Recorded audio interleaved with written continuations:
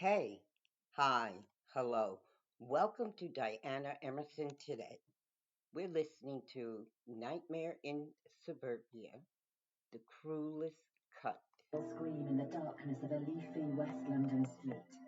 It was the only sound heard, but that single scream heralded a horrific crime. It was an awful scene for the people to be confronted with. And when police arrived there, it was absolute carnage. A crime so catastrophic and shocking that it would shatter the lives of the innocent victims drawn into it. So we were in limbo. We didn't know why this was happening to us. That was the start of our nightmare that we're still living in. A nightmare which took the victim's family and the police into a dark and twisted world, ruled by an obsessive jealousy. Because of the ferocious nature of the attack, we weren't going to take any chances. It was fair to say we went in hard. But the killer was cunning, determined to plan every move and to hide at every turn, determined to get away with murder.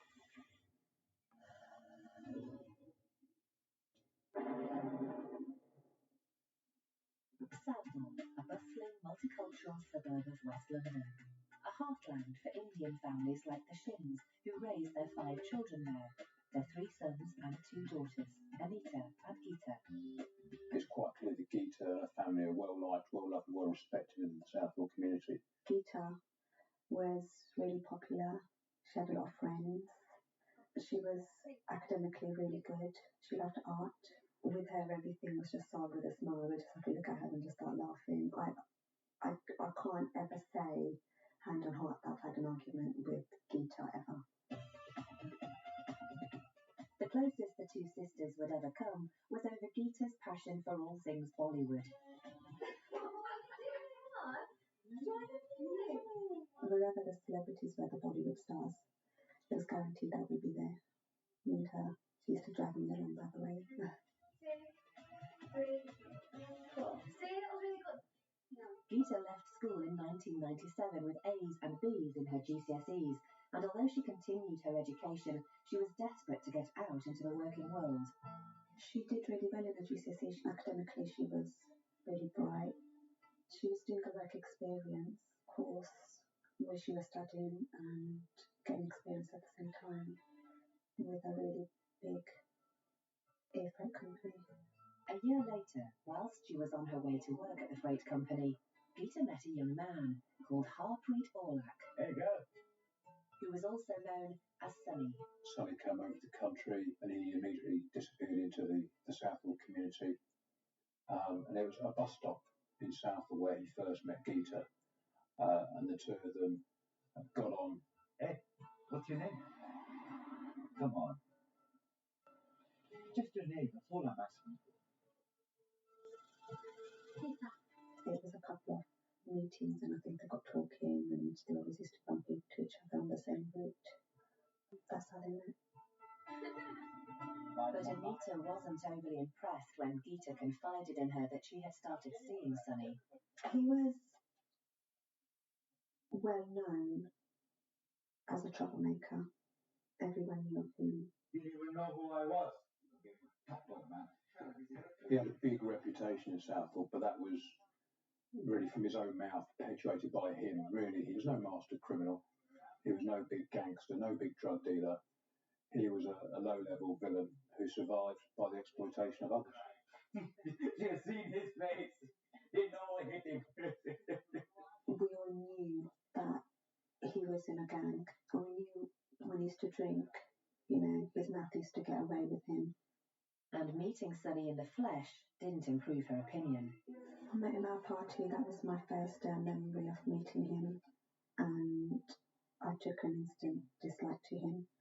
He was clearly quite drunk and he kept on popping to the gents. And every time he came out, his behaviour seemed more and more erratic and with his bloodshot eyes. And I kind of got an idea of what he was up to and what he was about. Because I was asking him questions and I wasn't getting any direct answers.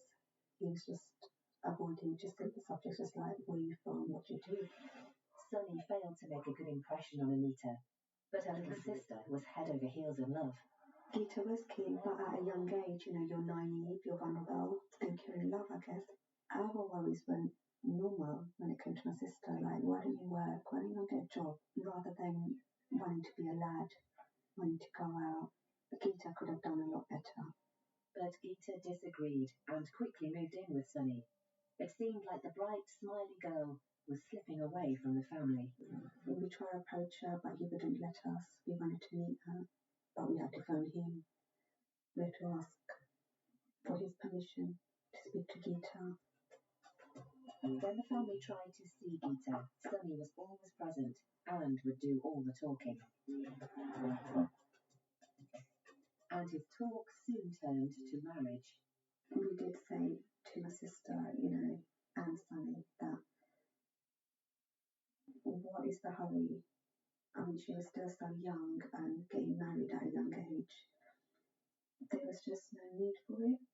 But he had this sense of urgency about him. Because we're in love. That's the rush. My family were like, you know what, come back home and we'll do it the proper way. We'll get you married in a temple. But Gita didn't listen. They went away and didn't tell us when they got married. She was so young. She had the rest of her life ahead of her. We couldn't understand why they wanted to get married in such a hurry. The couple eloped to Belgium, an act that would ultimately shatter the lives of everyone involved. The year was 2000, and 20-year-old Gita Shin and her 22-year-old boyfriend, Harpreet Orwak, who was also known as Sunny, had eloped to Belgium. After they married, the couple moved to Holland and had a baby son. But Gita was feeling guilty. So she wrote us a letter. It was addressed to my mum and dad, apologising for what she had done. But the letter did not include any contact details. Although Gita's family were desperate for her to come home, they had no way to tell her. Then we got a phone call from Sunny saying, she's depressed without you lot. My mum was like, well, book her a flight ASAP, basically. So she came to England and stayed with us for about a month. Now back in touch with her family, more visits followed, and in 2001, Gita's parents made a suggestion. My parents were like, come back for good. We're a family and we'll support you, which we did. They stayed with us for about a month, and then my mum and dad got them a flat. And my dad tried to get Sunny into employment, asked around for jobs. But it seems Sunny was not interested in working. I think from all the years that I knew Sunny, he was in employment twice.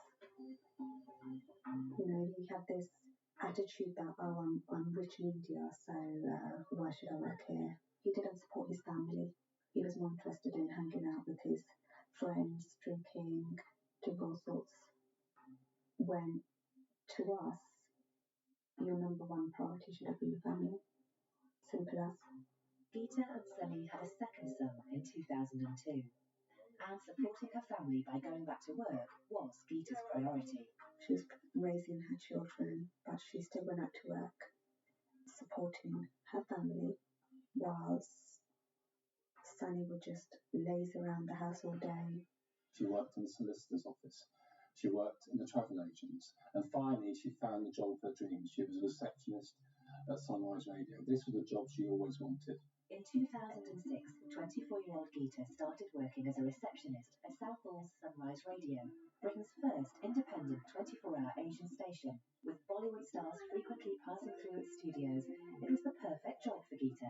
We used to go there as youngsters whenever there used to be Bollywood celebs, and she'd go crazy. And she actually ended up working at that radio station, and she just loved it. It was really good seeing her almost back to how she was as a teenager. It gave her almost like a new lease of life. No, that's right. Alright. Okay. But although Gita loved her new job, her home life was increasingly unhappy. A deep rift was opening between Gita and Sunny. I'm the man, that's why. He would phone her up to to see where she was, what she was doing. He would tell her not to wear certain clothes. At certain times, he would tell her not to go out with her friends. It was a psychological abuse which breaks down people's confidence and breaks down their ability to go out into public, to meet friends, and to have a proper life. Get out of my sight, you make me sick. She didn't want this life. She just wanted some normality. She didn't want a husband that came in early doors, drunk, being abusive. I said, look at me. Listen to me. On one occasion, Sunny's anger became so intense that Geeta called the police. I said, come here now. There were times he did lose his temper with my sister. She had rang the police when he had been physically abusive to her. Please. Why are you overreacting? Determined to try to hold things together, she refused to file a formal complaint. Yeah, I just want him to stop behaving like he's doing. Even if we ask, are you okay? Is everything alright at home? She'll just smile it off, brush it off with a smile. I think to her she had made her bed and she was just lying in it basically. But by 2009, after 9 years of marriage, Geeta had finally had enough. So she finally packed up the courage and was like, you know what, I'm not gonna be taken in by you anymore. And that's when she told him that she wants a divorce. With the news his marriage was over, Sunny left the UK in January 2009, and it seemed he was never coming back. When he went to India, when they separated, she was really happy. He packed his bags and left. Her life's gonna start. And it's gonna start for the better and it's gonna start again. The kids were going to school full time and she didn't have to rely on anyone. She had some stability, independence, and she was having fun. She was that bubbly girl that she was as a teenager. It was good to have Geeta back. She signed the divorce petition on the 7th of September 2009, citing verbal abuse, accusations of infidelity and domestic violence.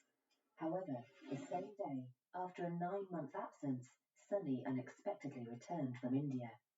All of a sudden, he came back. And that kind of shocked us because he had said to her, like, I'm going to India for good. Sunny was back, and it seemed he did not want the marriage to end. He was careful not to reveal where he was staying, so the divorce papers could not be served. And he had come up with his own theories as to why Geeta wanted a divorce. Oi, come on, I'm talking to you. She's never going to leave me, and she's never going to take my kids. Do you understand?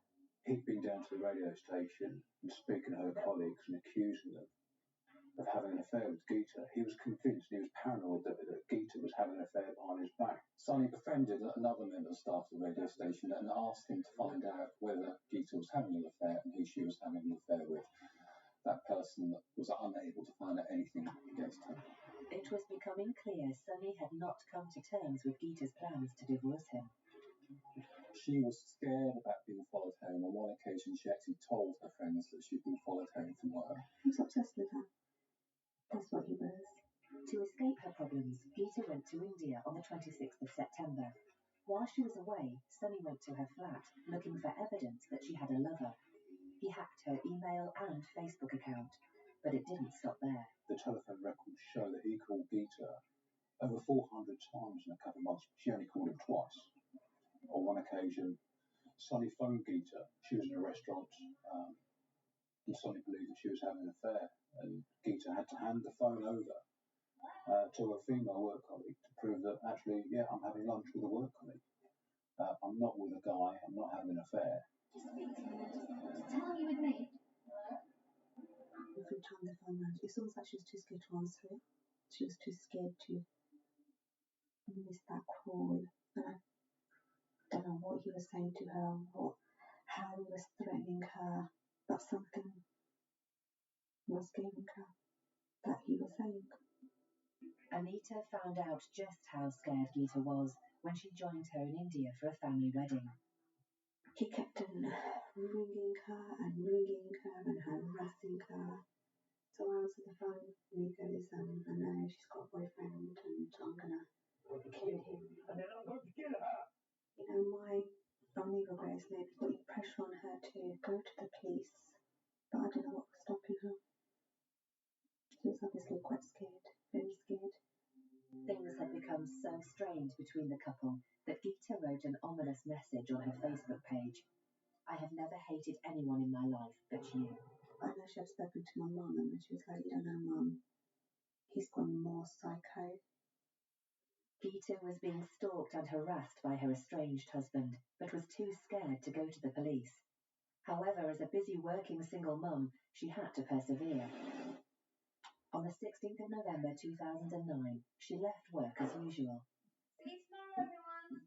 And travelled to nearby Greenford to collect her 2 boys from the childminders.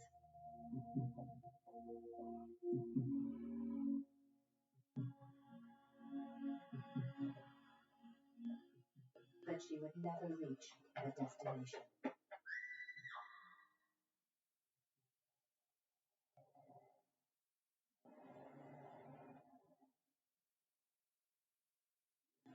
That was the start of our nightmare that we're still living in. There were no eyewitnesses to the attack on Geeta, just a scream heard by a 16-year-old girl doing her homework who thought nothing of it at the time. She was attacked from behind, brutally struck on the head. Her hand was cut off from her arm. Her right hand here was severed literally from between the finger and the thumb all the way down towards her wrist area. That was the nature of her injuries, as well as some very severe head injuries that evening. The first thing she would have known was horrendous pain. It was a brutal, nasty attack. Are you okay? Bless you, what's the problem? Tell me what's happened. Just go into on quickly. Okay, I need to find out what's going on. She is awake then, is she? Is she Yeah, breathing? she's breathing, yeah. And she's bleeding from the head and her hand, is that correct? Yeah, both, yeah. And when police first arrived there, the scene was absolute carnage. You had poor Geeta lying on the floor being tended to by the police, by the ambulance service, and a fair few passers-by looking on, trying to do their best to help Geeta and to wonder what on earth had happened there. And she was taken very swiftly by ambulance to Charing Cross Hospital. While Geeta was rushed to hospital, police found her employment pass at the scene of the crime, and it was through this that they identified her and contacted her family. It was about 11 o'clock at night, and we got a knock on the door. They woke my mum and dad up. I was like, you need to go to the hospital now. You need to go to the hospital now, because Geeta's been hurt really badly and she's not going to make it during the night. It was almost like an out-of-body experience. It was so surreal. I just stood still, and the police took her, and we were still all in shock. Then we got the phone call.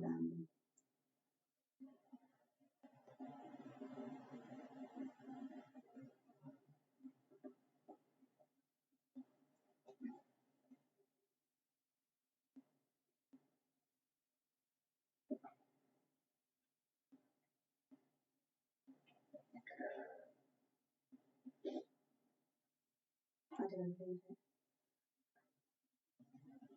Did not believe it. I thought there's got to be a mistake. So my mum said she went to the hospital, and my sister was lying there with her eyes open.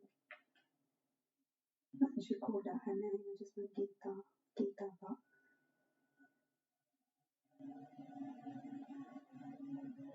she passed away.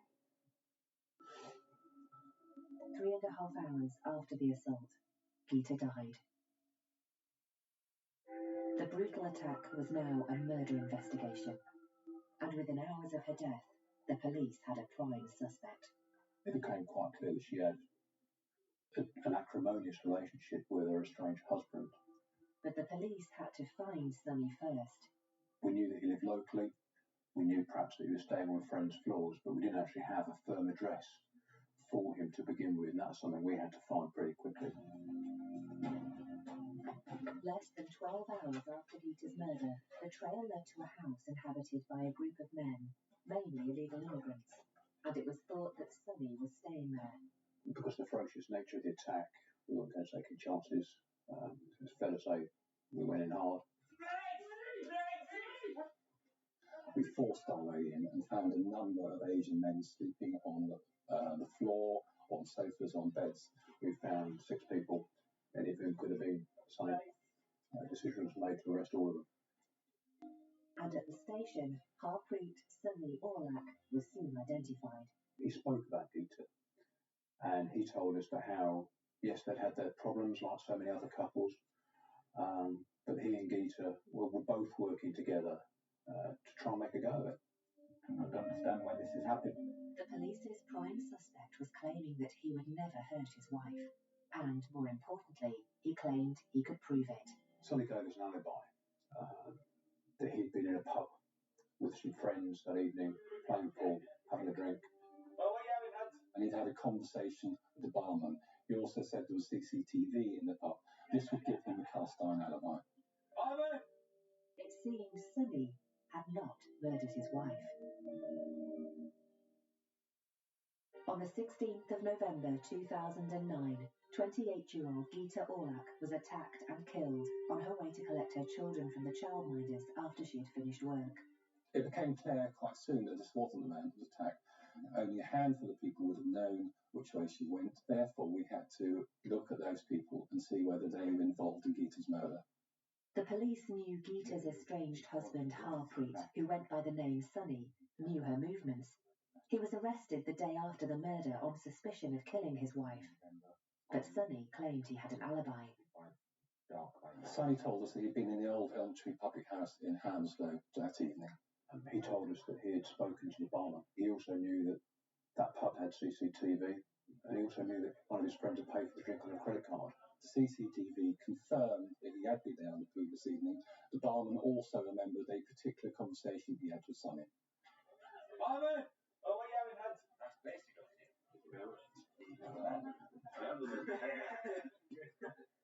Sonny's alibi was confirmed and he was released. But on the same day he'd been arrested, a witness had come forward. The guy walked into Southall Police Station, gave his name as Jaswant Singh Dillon. He told us that he was there in the evening. Yes, sir. Jaswant Singh Dillon. I need to talk to someone. What is this concerning, sir? I just spoke with them. I didn't know what they were going to do. Jaswant Dillon told the police he'd agreed to travel by car the night before with 2 acquaintances to collect a bad debt. Instead, he'd unwittingly become involved in the murder. He'd been picked up in a car by 2 other men, had been driven to the location where the attack happened. He got outside the car with another man, had shared a cigarette, and this other man had gone off. Jaswant Singh Dillon said he then got back in the car. A couple of minutes later, the chap came back, running back to the car, got back in, and he had a machete-style object with him. And this chap said, I killed the sister bitch. But according to Jaswant Dillon, events did not end there. Dillon told us that as soon as the other man had come back into the car had driven off, they'd come to a housing estate in Slough, where a canal was running through it.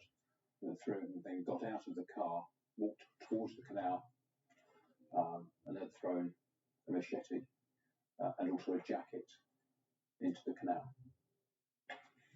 The information was, in theory, going to lead detectives directly to the location of the murder weapon and the blood-soaked top worn by the man who had attacked Geeta. They then took the M4 towards London. The car then pulled onto the hard shoulder. The rear seat passenger threw his trainers into the undergrowth there, then rejoined the M4 and drove in towards Southall, where Jaswant was dropped off. Less than 24 hours after the attack, police appeared to have a full account of what had happened on the night of Geeta's murder, as long as Jaswant Dillon was telling the truth. The police immediately went to the locations Jaswant described to see if they could uncover the machete, trainers and jacket. And Jaswant continued to talk, giving the police a name. It was the name of the man who had driven him and the killer to the murder scene that night. The nickname that he gave us was that of the driver. It was a nickname of Salak Salah, which we later find out actually means the brother-in-law of Gusavak. And that became very important. But Jaswant also gave the police another name. It was the name of the man who returned to the car with the machete. The name of the man who he believed had murdered Geeta. The person he identified as having killed Geeta, a chap called Sher Singh. The police had initially suspected Sunny, but his alibi had proven he didn't kill his wife. Now the police had been given the name and address of a young man accused of Geeta's murder. At 5:30 a.m. on the 19th of November, we went to the address we believe Sher Singh was.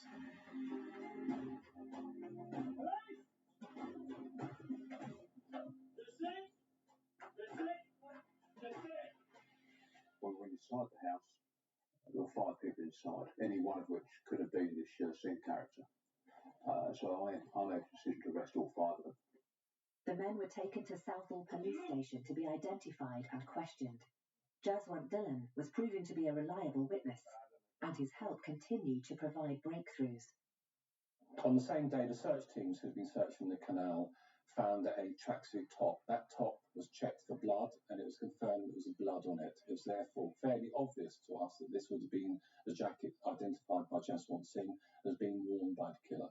This potentially valuable piece of evidence was taken to be tested for any DNA traces to see if it connected Sher Singh to Geeta. And the police's good fortune on the 19th of November continued, back at Sher Singh's home. We then left that address in order to go to the police station to confirm whether we'd arrested Sher Singh already.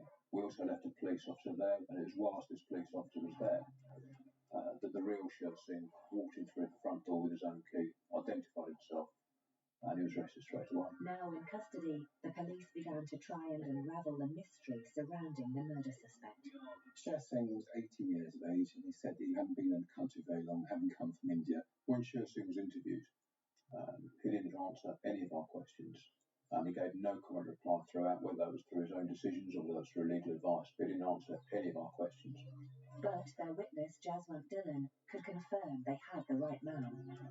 He was put in identity parade, and he was identified by Jaswant Singh Dhillon as a person that came back into the car with this machete saying, "I killed the sister bitch." Jaswant was proving vital to the investigation. Everything he had described turned out to be true, and when the DNA analysis of the jacket was complete, it confirmed Sher Singh was the man who had brutally murdered Geeta.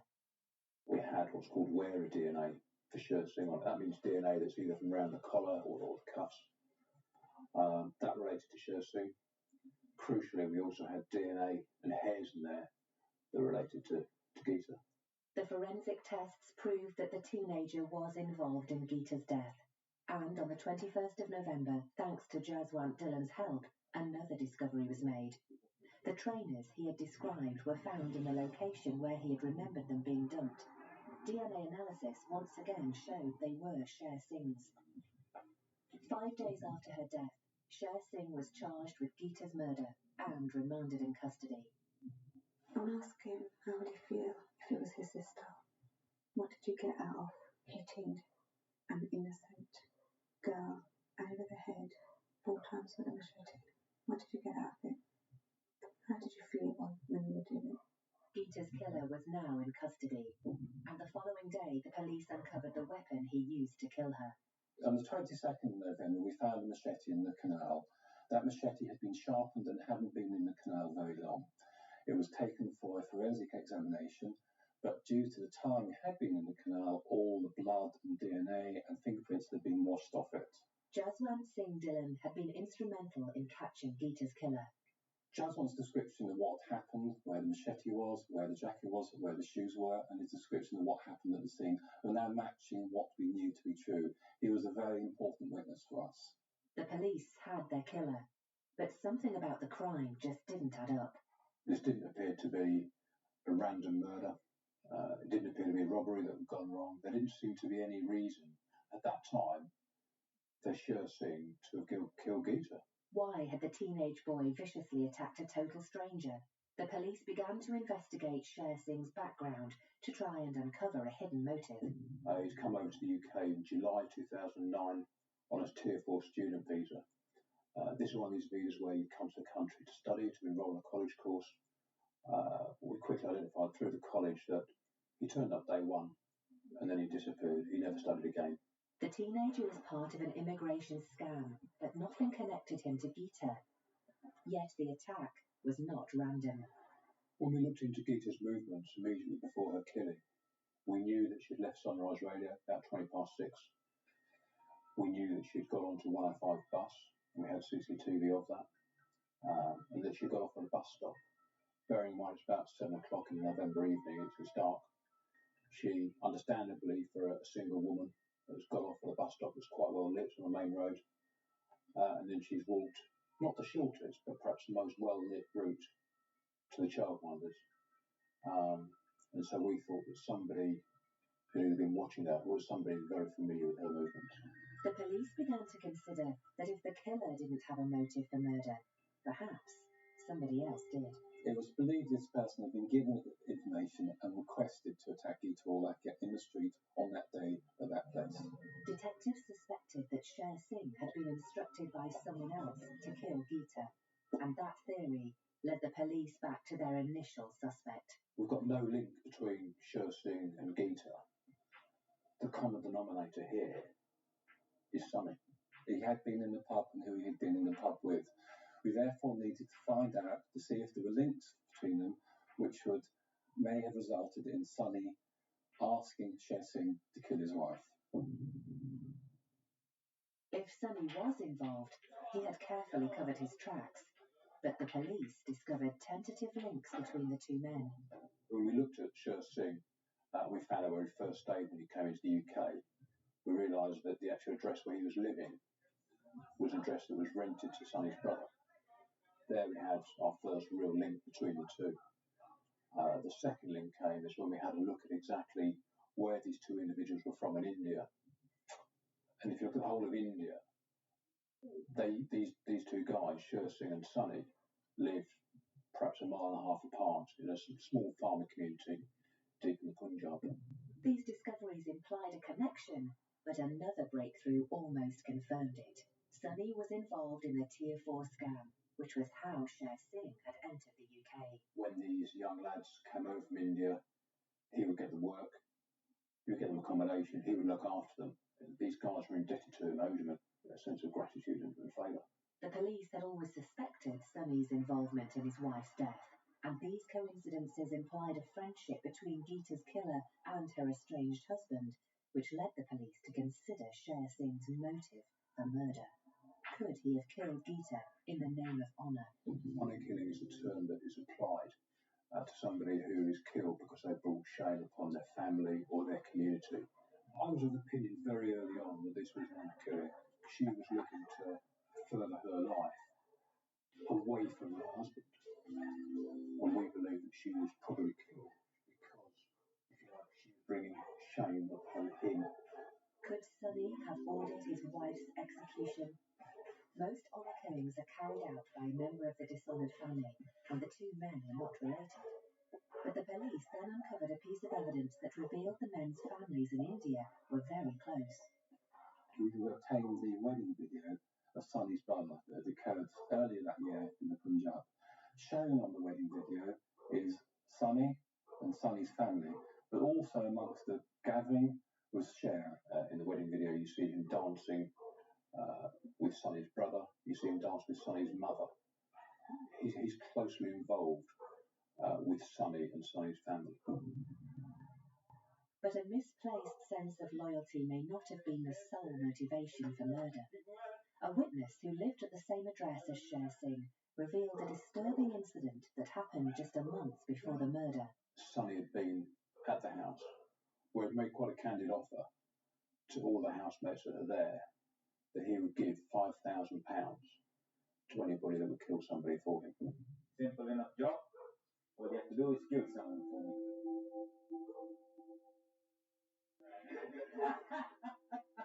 You should see your faces, man. I'm joking. Joking aside, unemployed Sunny had enough cash to back up his offer. So we'd identified a fraud that he'd committed in relation to the purchase of a car. We knew he had the £5,000 available at the time of the offer, so he was able to fund an attack on his wife at that price. Sher Singh was present when the offer was made, and a month later Geeta was tragically dead. But all this evidence was circumstantial. The police turned their attention back to the murder weapon to see if it offered any more definitive answers. What we really need to do is trace this machete and find out who bought it and where they'd bought it and what was their involvement in Gita's murder. Through the serial number, the police traced the murder weapon back to a shop in West London, and they had captured a man purchasing the murder weapon on their CCTV cameras. On this disc is the CCTV from the shop in Hounslow where the machete was purchased. It was of great importance to our investigation. The police couldn't believe their eyes when they viewed the CCTV footage. It was the key to understanding why Gita had been killed and if her husband had been responsible. On the 16th of November 2009, 28-year-old Gita Orlak was violently murdered on her way to collect her sons from their babysitters after work. DNA evidence confirmed the killer was a teenager who had recently come to the UK from Punjab in India. He had killed the mother of two with a machete. The police had recovered the murder weapon from a canal and traced it back to the shop where it had been purchased. That, in turn, led to the police examining CCTV footage, and they found themselves staring at the man who bought the murder weapon, a face that was all too familiar. We saw Sonny buying the machete. We got you. The CCTV revealed a telling picture from within the shop. So the importance was premeditation. He's buying the killing weapon 5 days, 1.5 hours before it was used. You can see his hand running along the blade, feeling the tip of the blade. He's not looking at it as if it was something that he was going to put on the wall of his house. He's looking at it as a weapon. We do know he asked about how to sharpen it, and what we saw later on in the knife that we found in the canal was it had been sharpened. We describe it as a eureka moment. You suddenly go, that's it, we've got enough convicting now. We don't have to rely on circumstantial evidence. We've got hard facts now. Although there were still questions to be answered, the CCTV footage was vital in establishing what the police had always suspected, that Sonny was behind the plot to kill his estranged wife. He was rearrested on the 11th of December 2009. Sonny still claimed he was innocent. I don't know why Chelsea would have married me now. But the police knew exactly how involved Sonny was in his wife Gita's murder. Sonny was the mastermind of this offence. He arranged the people to do the jobs he wanted them to. He offered them money to do so. He told them where Gita was going to be and when she was going to be there. He clearly knew in advance what was going to happen to her. Sonny, whose full name is Harpreet Orlak, was charged with the murder of his wife on the 12th of December 2009, less than a month after her death. When we actually went to charge him with his wife's murder,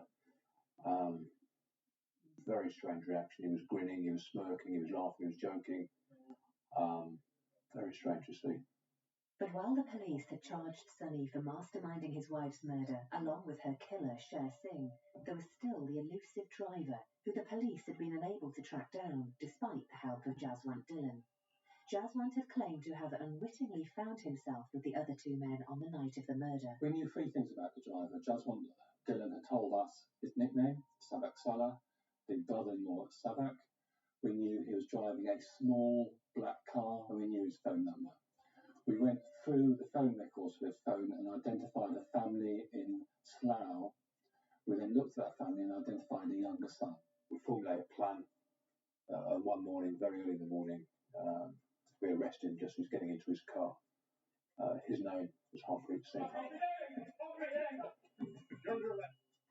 Harpreet Singh was 19 years old, and he was the brother-in-law of Savak, so he was also known by the name Savak Salah, which was the name given to the police by their key witness, Jaswant Dhillon. Detectives had found the final person involved in Gita's murder, the mysterious driver. On the following day, Harpreet Singh was charged with the murder of Gita Orlak. The police had the final piece of the puzzle, or so they thought.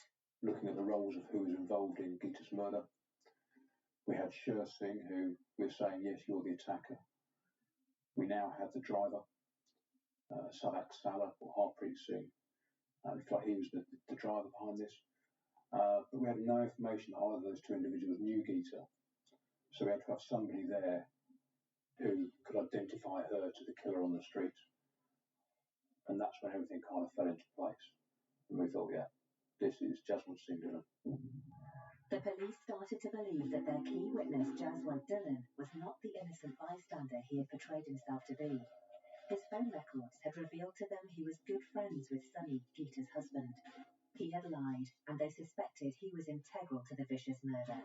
We now believe his role was central. He'd been sent with these much younger, much more naive young men in order to ensure that they did what Sunny had asked for. The fact he was out of the car, close to the murder scene at a particular time, under his own admissions, as much as anybody else, was indicative that maybe he even pointed out the victim to share scene. So his role was important. He had been told by Sunny what to do, and he made certain it happened. Jaswant Singh Dillon was the fourth conspirator charged with the murder of Geeta Aulak. And to seal the quartet's fate further, detailed analysis of their phone records revealed just how premeditated and planned the murder was.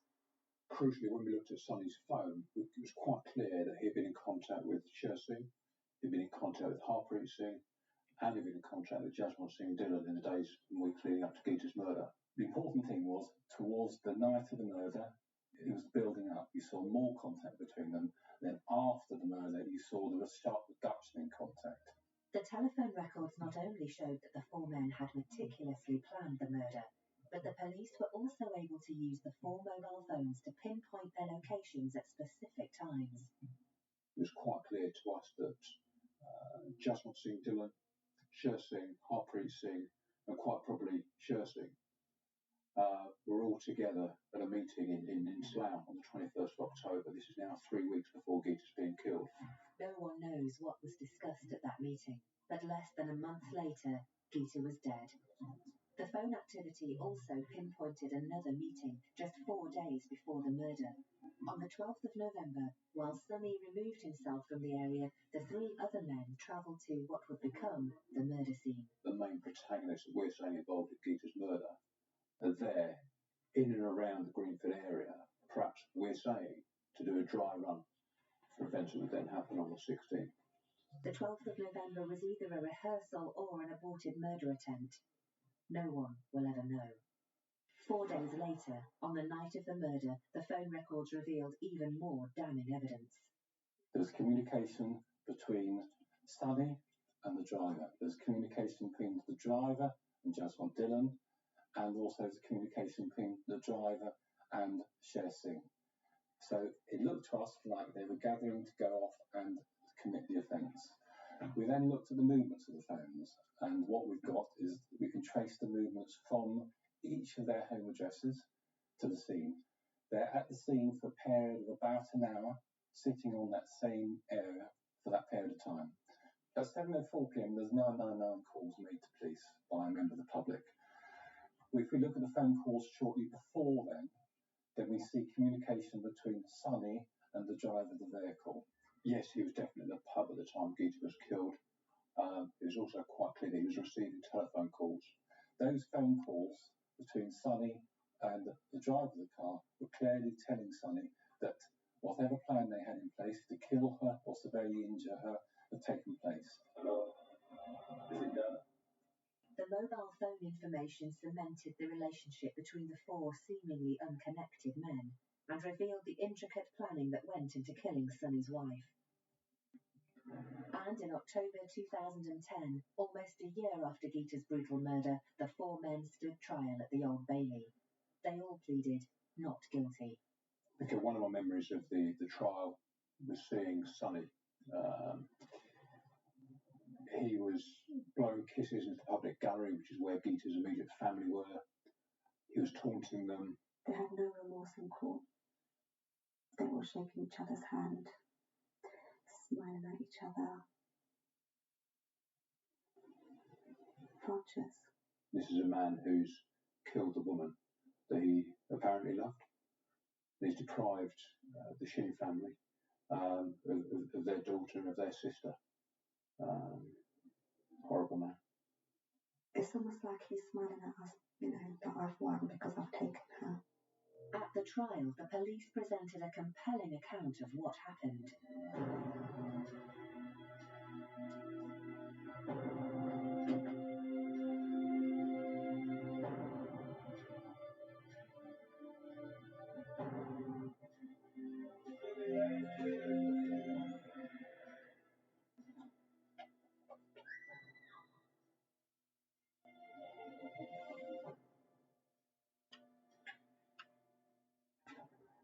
The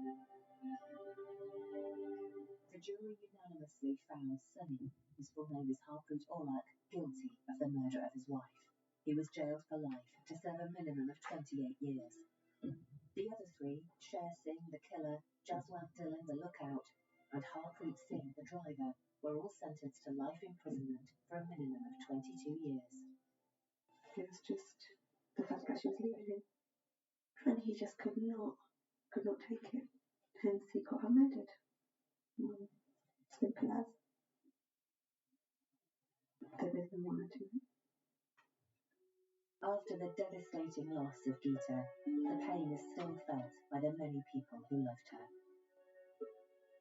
She's tremendously missed. They've taken someone's mother, they've taken someone's daughter, they've taken someone's sister, friend away.